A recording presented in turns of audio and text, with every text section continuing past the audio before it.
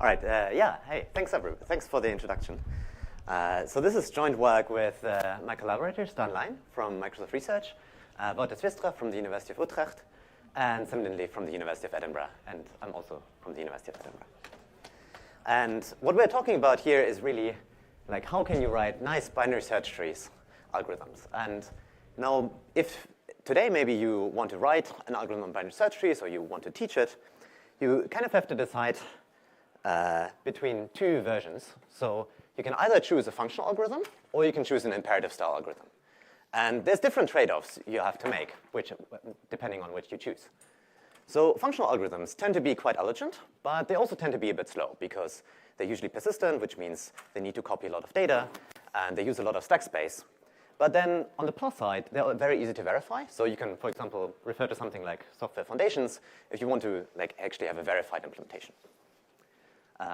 The other thing you can choose is that you implement an imperative algorithm, which is usually quite fast because there's no persistence, which means they use in-place updates. They also don't really use the stack space, so it's like constant stack and the typed loop.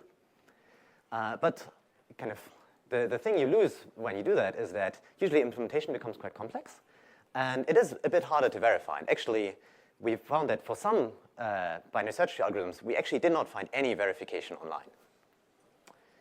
But the point of this paper is that actually maybe you don't have to choose. And we think you can have the best of both worlds. You can have an elegant functional algorithm that is as fast as C for binary search trees. And the way we do this is that we build on existing work in the Coca language, where Percy's reference counting and fully in-place functional programming enables efficient in-place updates for persistent data structures. And the thing we now contribute in this work is first-class constructor context, which are a new language feature that enables efficient top-down algorithms. And together, they'll give you functional algorithms as fast as C. But more importantly, this also reveals something about the imperative code, and this will be the second half of my talk.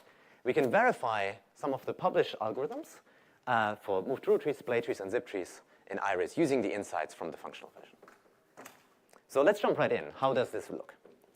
And I'm going to talk about probably the most simple binary search tree you can imagine, and they're called move-to-root trees. They were introduced in 1980 by Stevenson. And the reason they're so simple is that every time you insert an element, it just becomes the new root, which means you partition your existing binary search trees into the elements that are smaller and the elements that are bigger, and they become the left and the right child of your new root. So how do you implement this partition function? Now, if you choose, say, a functional implementation in the style of Chris Okazaki's book, you will probably write something like this. So you'll first match on the tree, and you find out, oh, it's a node with x at the top. And if x is smaller than the key we're putting in, which is kind of the pivot along which we're partitioning, then we know we need to partition the right side, because all the elements to the right are bigger than x. And then once we've found the smaller and bigger elements, we just put the current node onto this. So the first problem you can see in this algorithm is that we're really matching on the old tree, and we're constructing a new tree. So we're copying a lot of data. And the cool insight of the Coca language in which this work takes place is that you don't always have to do this. So Coca uses this technique called Perseus, garbage-free reference counting with reuse, which was actually introduced at PLDI as well 3 years ago. And the idea here is that it kind of sees that we match on a tree node that has the same size as the node we're constructing. And what the compiler will do for you is that it inserts this yellow block of code that checks the reference count of the value. So there's a number that tells you how many references there exist to the old trees. And if there's just one reference, you know that you're the only, this is the only code path looking at this specific tree, which means you can take the memory cell and put it into a location and then create a new node at that specific location, kind of in place. However, if it's not unique, you need to allocate some new data and adjust the reference counts. And the cool thing about this is that as long as you put in a unique tree into this function, this will be about as fast as C, because you're really doing an in-place update instead of allocating new data. However, if you put in a tree that's also used in other places, you still get the persistent usage and the referential transparency that you normally rely on in functional programming. So let's look at an example for how this works in the partition function. So let's say we partition this tree along the node 3. So we look at the first node, and we see oh, 5 is bigger than 3, so we need to go left. We see 2 is smaller than 3, so we need to go right. And then only once we're at the bottom, we can kind of go up from the recursive call. So we see 4 is bigger than 3, so it comes onto the bigger pile. We go back up through the recursive stack into the second node and see, oh, this is smaller than 3. And at the end, we say, oh, 5 is bigger again, and we kind of create this link from 5 to 4. And now we have correctly partitioned our tree. And because of this, like if we assume that the input tree is unique, we can do all of this in place without needing to copy in this case. But you can still see that there's a slight inefficiency where this code does worse than a C implementation would. And that is that partition is not a tail call. And you could see that we had to go down all the way and had to go up. So we still have like this big stack use where like the amount of stack frames we use is kind of linear in the amount of recursive calls we have in the search path we go down. So what can we do to fix this? And there we have a new language feature that we propose.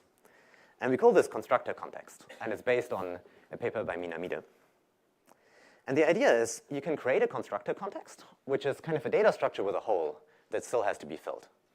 And the way we represent it is as this Minamide tuple, where you first have kind of the data structure itself, and then you have a pointer into the hole. And you can apply something, a constructor context to something, which means you kind of fill a data structure into the hole. So you use this ++ dot function to write the nil value into the hole.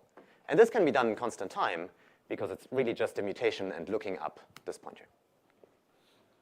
And equally, you can compose to constructor context using just ++, where we write the root of the second context into the hole of the first context and keep the whole of the second context.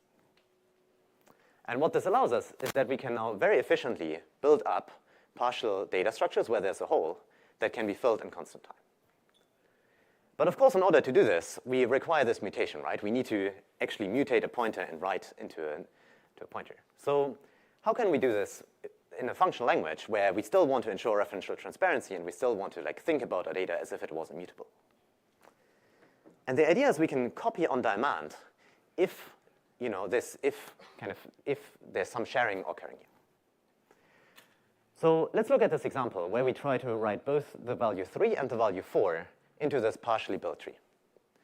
So you can see we have this constructor context with a hole here. And the first thing we do is that we write the value 3 in. And we can do this in constant time, just following the pointer and writing the value. But then the second time we try this, we see that there's a value already in there. And what we do now is that we copy the context by copying the path from the root to the hole. And this allows us now, of course, in certainly not constant time, to create a new copy of this data structure, which is kind of independent of the first. Which means that as long as you only write into a constructor context once, you have this constant time update, which is very fast. But if you try to write into it several times, you need to copy, and you still get this persistent, typically functional programming usage. And at runtime, we kind of keep this context path as an integer in the tree. OK, so this allows us, again, like this Perseus idea, to have very fast algorithms on unique data, but still treat them as functional programs. Now, let's look again at move to root trees, how this works in practice. So the idea is now, when we partition, we not only give the tree and the key, but also two constructor contexts for the smaller and bigger subtree, which are kind of a partially built tree where there's a bit still missing. And whenever we find that the current node x is smaller than the pivot, we directly go down into the right node as a tail call, and we just put the current node onto the smaller context. So let's look at this in practice. So again, we start out partitioning this tree by the number 3. And we see 5 is certainly bigger than 3. So we put the node 5 onto our constructor context. So it's now initialized to point to this node, and we have kind of this extra hole parameter that points to the right child of this data structure. And then we look at the number 2 here, and we find, oh, 2 is smaller than 3. So we do the same thing. But now comes the interesting part, right? Because we see the node 4 now, and 4 is, again, bigger than 3. So we kind of need to put this onto the bigger pile. And here is where the constant time update happens. So we see that we have this pointer to the hole, And in this hole, we now write a link that goes down to 4, and we update this whole pointer to point into the new hole of this data structure. And at this point, we're just done. So we're at the bottom of the tree. We have constructed the small and the bigger subtree. And we have done this in like a tight loop with no recursive stack that is needed, because partition here is really a tail call and can be efficiently compiled to a jump. And it turns out, so the full algorithm looks like this. So you can see if x is bigger than p, we do the same thing as in the smaller case, just putting the node onto the bigger pile. And in the base case, we just fill in either a leaf or the left and right subtree into our constructor context to fill them and make them actually a real tree. So this is a very short algorithm for this problem. But it actually turns out that it has a very close connection also to the imperative and much longer algorithm. So if you look at Stephenson's paper in 1980, they give this implementation as pseudocode for like the method. And even though it's a bit longer, and you can see it's a very imperative style code with like direct in-place update, mutations, and a while loop, it turns out that like the main if statements in this code directly correspond to the functional version. And we can use this insight to verify this code. So the way we did this is that we first implemented this in iRecplang, and we created this new syntax, which looks a lot like an imperative program. So you can really look kind of line by line that it is the same program as what Stephenson implemented. And then we can, and so this is actually like a direct definition in iRecplang, so you can directly verify this code. And the way we can do this is that we can directly relate each iteration of the while loop in the imperative program to a recursive invocation of the functional code. So if you look at the imperative code, you'll see that they have some node parameter, and this node corresponds exactly to the functional tree, and you can like write a typical predicate that relates these data structures. But then the harder part is kind of the constructor context, the partially built data structure. But it turns out that this also happens in Stephenson's algorithm, where you have this this variable called left hook, which kind of points to the whole of what in the function version is exactly the constructor context. And we can model this in separation logic using like a tree segment style predicate. And it turns out that this approach works not just for the move to root trees, which I focused on in this presentation because they're so simple, but it also works for much more complicated examples, such as blade trees and zip trees, which are a new data structure that's kind of isomorphic to skip lists. And we actually think that we might be the first ones to have verified this code because we, again, couldn't find an implementation of this online. Now, it turns out that this, because kind of the functional version is so close to the imperative one, it also performs pretty much exactly the same. And we found out that once we benchmarked it, Coca here in red can even sometimes slightly outperform if you directly implement this version in C. But it turns out the reason why Coca can slightly outperform C here is really that Coca is linked against a different allocator than C is normally linked against. And so if we link C against the same allocator, so kind of to make it comparable to Coca, we found out that C is around like 5 to 10% faster than Coca is. And this is really due to the extra checks we have to do. We always have these if statements that ask, are we still in the fragment where we have unique data or not, so that we can switch to persistent usage if necessary. But it turns out that that is actually not very costly for most data structures. The one difference, though, is for red-black trees, where we're actually quite a bit slower than C. And this is because they actually use kind of the partially built data structure a bit, like they have a slightly more advanced usage than what we can express with constructor context right now. So there's a bit more work that has to be done. Yeah, thank you for your attention. Constructor contexts are actually implemented in Coca, so you can go on the website and download Coca and try it out. And we also have our address C language and proofs online. Thank you.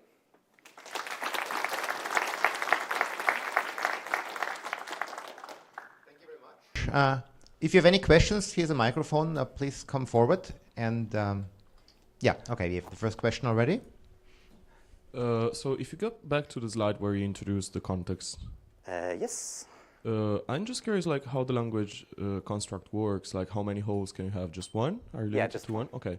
Yes. And you can compose them like inductively, like recursively, one inside another, right? Okay. Yes. Pretty cool. Yeah. Thank you. Yeah. Thanks for the great talk. I was wondering, like when you talked about modeling these contexts in separation logic, you mentioned we're using tree segments there.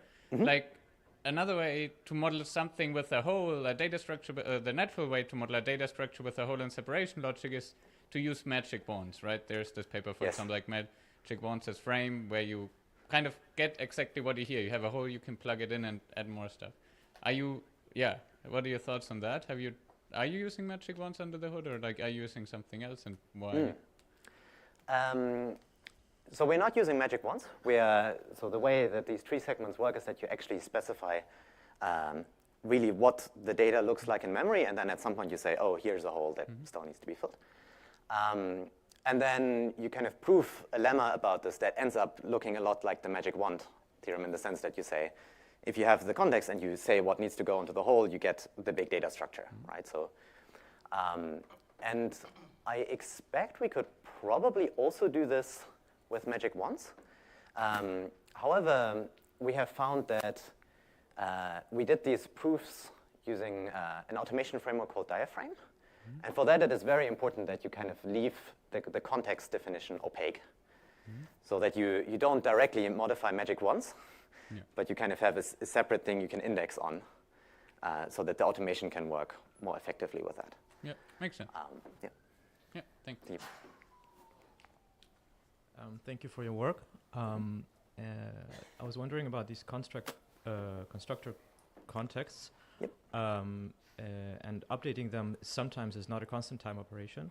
Right? And do you have a way of distinguishing whether it is a constant time operation or not when actually using it? Right? Yes.